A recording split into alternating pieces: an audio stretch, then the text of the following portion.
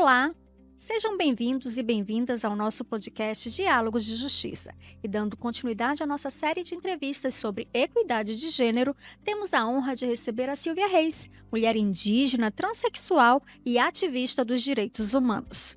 É ela que tem uma trajetória aí marcada pela resistência e pela construção de novas narrativas do que é existir com dignidade. Com ela, vamos abordar temas como ancestralidade, identidade e justiça.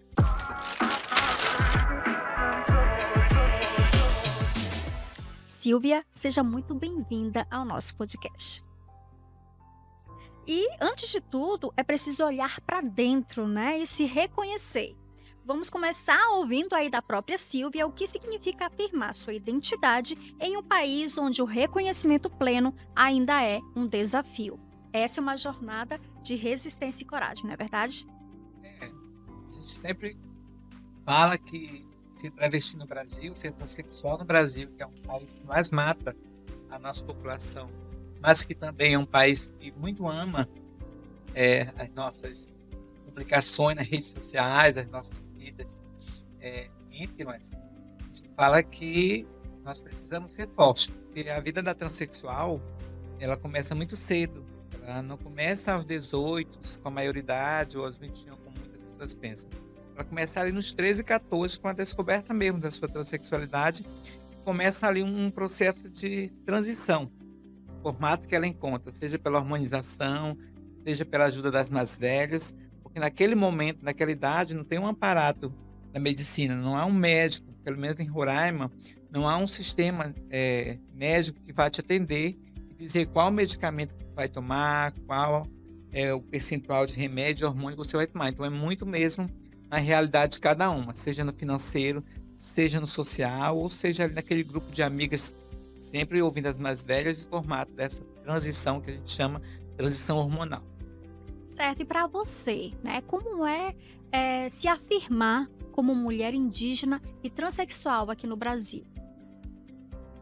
Eu digo agora que é muito recente essa afirmação, porque no passado a gente se afirmava primeiro como travesti, depois passou para mulher transexual e agora mulher transexual indígena, porque na documentação não era muito solicitado qual a etnia que nós éramos, qual o povo que a gente pertencia, então era muito colocar o nome e a cor ali parda, então isso era muito no documento. Se afirmar enquanto mulher transexual, enquanto indígena, né?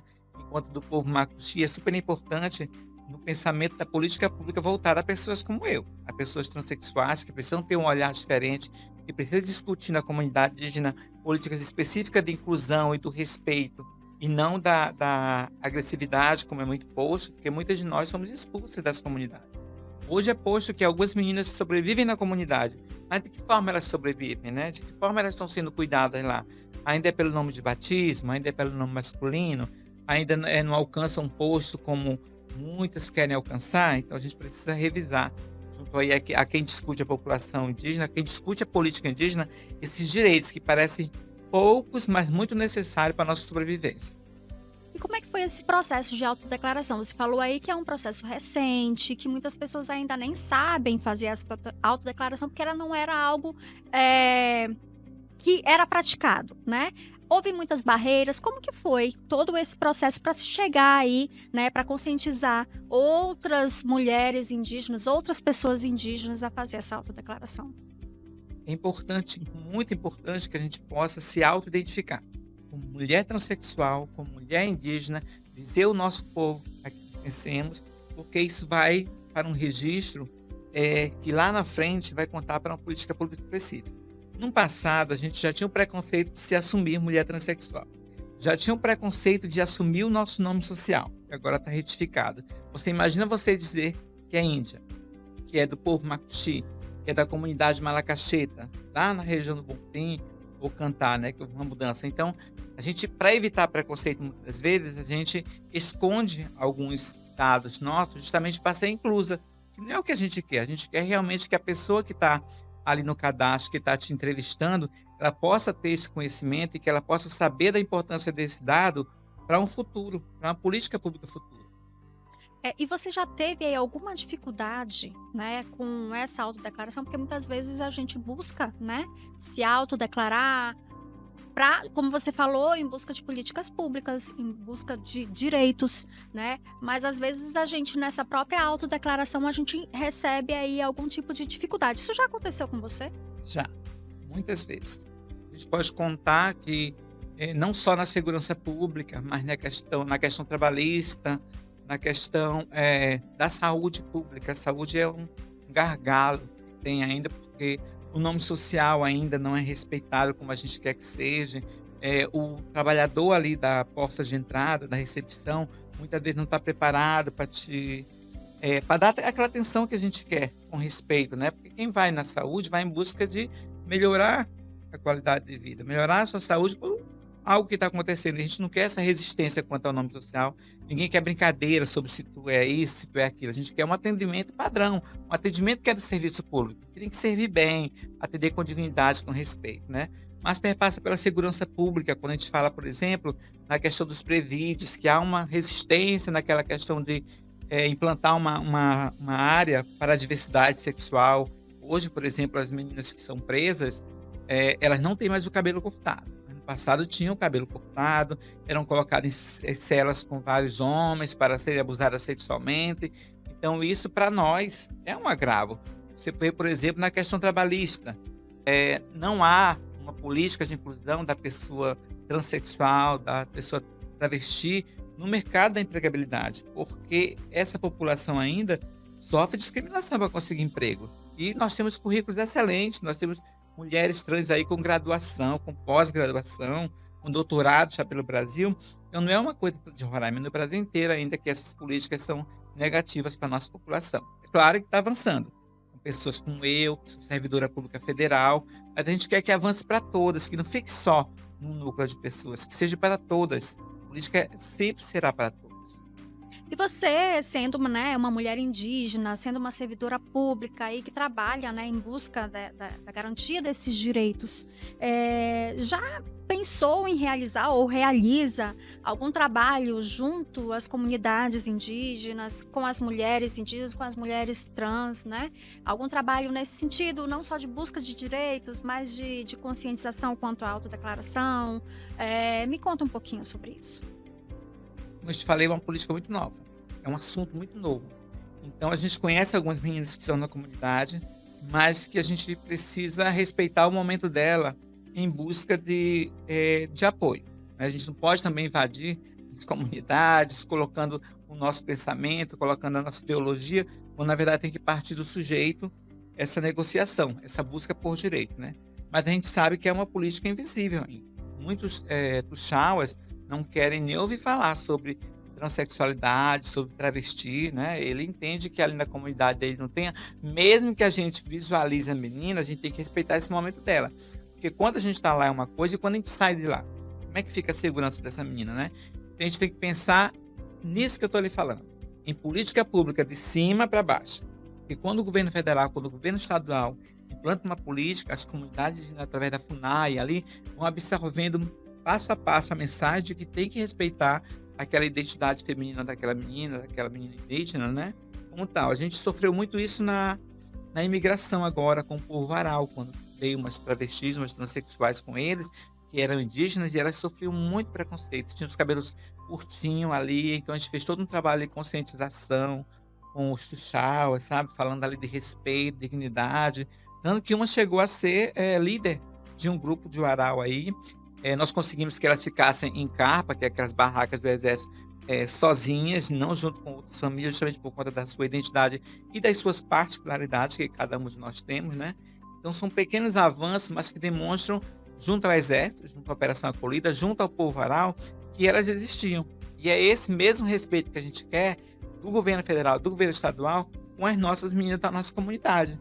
A gente sabe que temos meninas como eu vim lá da Malacacheta, mas temos meninas em outras comunidades, em Uramutã, por exemplo, a gente sabe que tem lá Alto Alegre, né, Normandia, mas que precisam ali ter esse respeito à sua particularidade, respeito à sua identidade.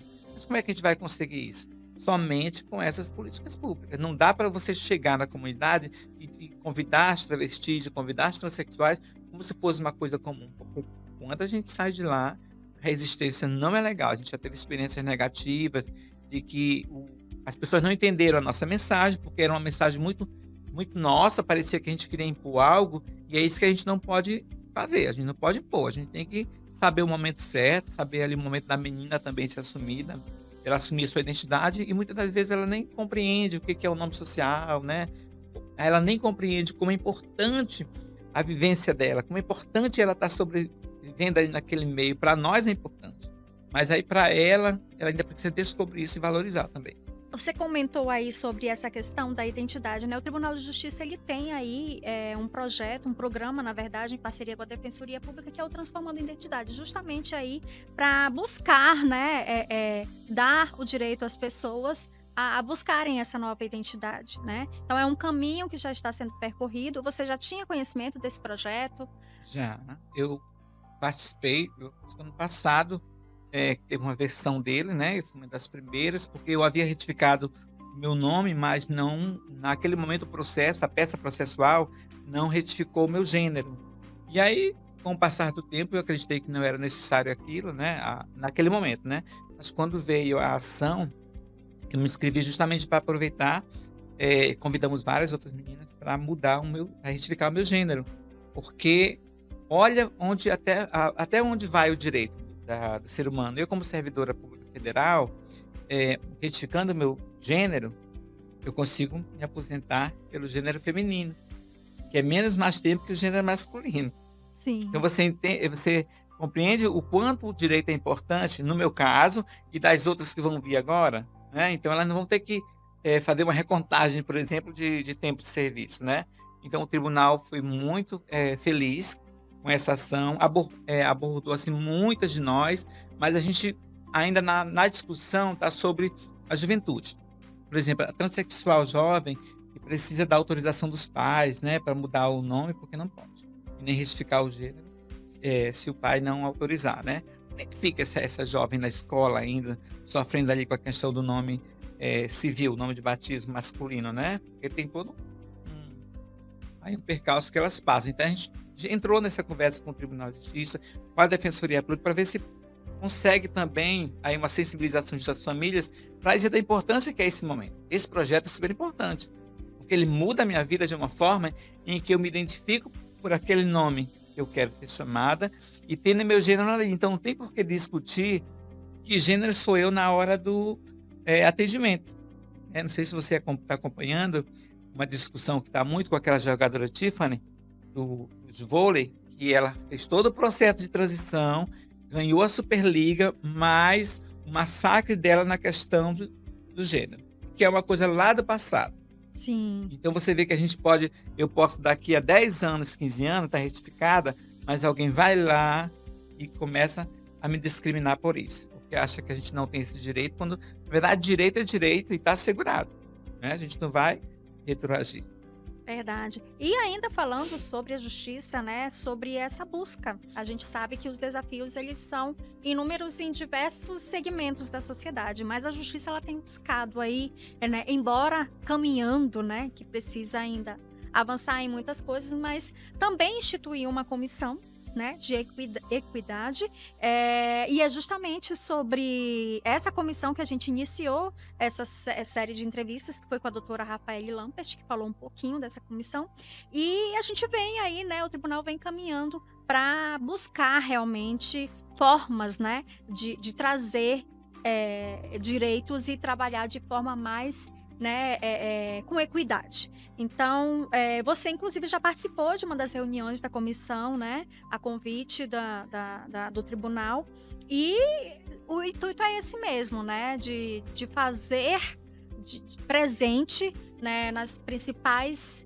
ações e causas sociais, para ver se a gente consegue aí, né, tornar um tribunal cada vez mais acessível. Você falou, ainda existem algumas dificuldades, mas as dificuldades, elas vão, na medida que a gente recebe pessoas como você, que vão pontuando as dificuldades, né, existentes, né, porque quem sabe é quem vive, né? Quem vive aquela experiência no dia a dia, que pode trazer aí dados para contribuir com a gente, para ajudar na comissão, para ajudar a construir aí, né, um tribunal mais acessível.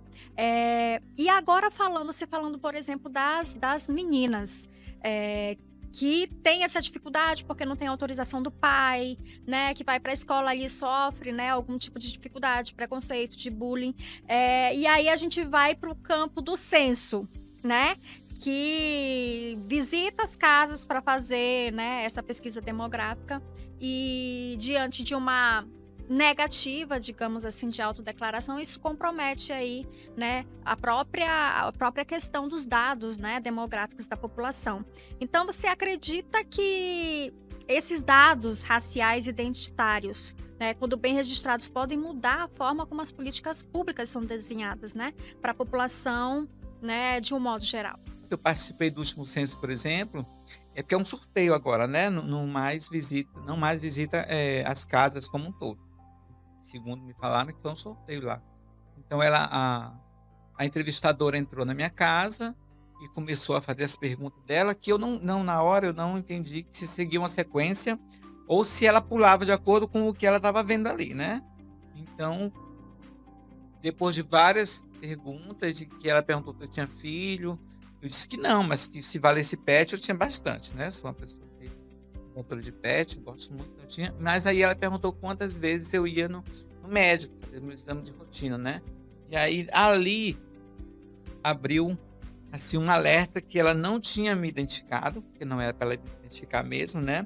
Mas ela tinha saltado algumas perguntas, né? Então eu pensei com ela, você está saltando perguntas ou não percebeu que eu sou uma mulher transexual, que eu não faço esses exames, porque esse meu dado vai ser invisível. Disse para ela. Se você tivesse me perguntado, né, qual a minha identidade de gênero, qual a minha orientação sexual, que eu acho que são perguntas que deviam estar ali, né? Se eu tinha um nome social, eu ia contabilizar para o grupo LGBTQIA+, da diversidade, né? Mas não, eu entrei no grupo feminino. Então, esse meu dado, ele não contou lá, né? Eu questionei com ela na hora, tudinho. E eu só fui alertar isso quando ela perguntou se eu fazia exame de rotina, né? Aquele exame tudinho mais lá, se eu tinha filhos, né? Tudo mais. E aí não tinha como voltar mais o cadastro. Na hora ela disse, não tinha como apagar, né? Porque vai para um banco de dados. E aí eu falei para ela, olha, eu fico muito triste de meu dado sair não da forma que eu queria. Então, eu sugiro você, da próxima vez, seguir o rito e fazer as perguntas, porque aí numa delas eu vou me identificar para você. Pois é, olha, sou uma mulher sexual, né? Vivo assim, assada, porque no penúltimo censo a gente contabilizava até se era casado ou não, né? Eu fiquei viúva, naquela época eu estava casado e eu falei, sim, isso é um casamento, e eu afetivo, tem que registrar. Então me parece que é como eu te falei, muita preparação de quem está te entrevistando. Se a pessoa está bem preparada, ela vai entender as diversas pessoas que ela vai receber. Mas se ela não está, ela segue um passo a passo ali. Automático, E vai embora. ali. E acaba que nesse automático, como você fala, nesse passo a passo, fica invisibilizado a minha população de transexuais, né? Porque o que acontece hoje na política de saúde, por exemplo? Nós, por mais retificados que estamos, por mais na mudança de gênero, né? Por mais que fizermos a cirurgia, nós vamos precisar ir no médico, por exemplo, fazer o exame de próstata, né? Você imagina quando a gente chega lá e pedir para fazer esse exame, né? A atendente, como é que ela vai reagir? Tem que ter uma sensibilidade ali, né? Que não vai estar anotado ali também que eu retifiquei. Então é muito mesmo de sensibilidade do atendente, como eu que estou lá no atendimento, porque eu já fui para esses atendimentos e o médico dizer lá atrás que não ia me chamar pelo nome social. E aí eu pegava a minha pastinha, né? E ia embora e disse também que eu não ia ser atendida por ele. Então, muitas vezes a gente prefere ir no particular, que causa um constrangimento, porque numa fila de homens lá, você está lá, né, feminina, né? Você finge que está acompanhando alguém, né?